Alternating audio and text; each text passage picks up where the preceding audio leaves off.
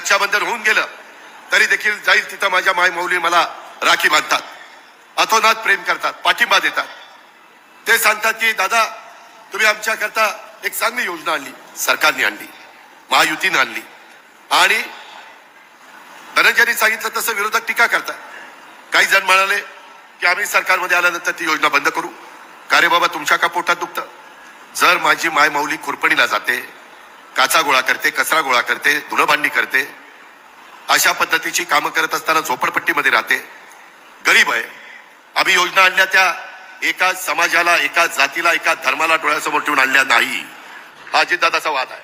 मी शब्दाचा पक्का आहे.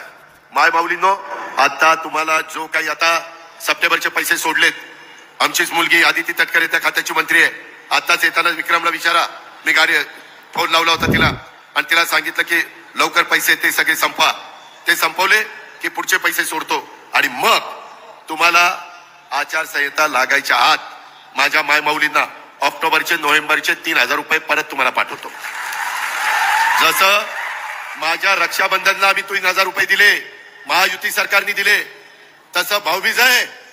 भाऊबीजेला पण माझ्या बहिणीला, माझ्या माय माऊलीला मी खाली हाताने पाठवणार नाही, तिला ओवाळणी देणार म्हणजे देणार. हा माझा वाद आहे. हे सांगायला मी जनसन्मान यात्रेच्या निमित्तानं जातो. माय माऊलींनो, सगळ्यांना सांगा घरी जाऊन, काही काही घरामध्ये दोघींना पैसे येत आहेत, 18-36,000 वर्षाचे, त्याच्यामध्ये बिल माफ केलंय, त्याची 10,000 रुपयाची बचत झाली.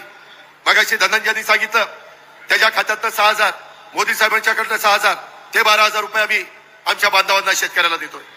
अशा पद्धतीनं वेगवेगळ्या प्रकारे 60,000 ते 70,000 रुपये हे एका कुटुंबामध्ये जात आहे.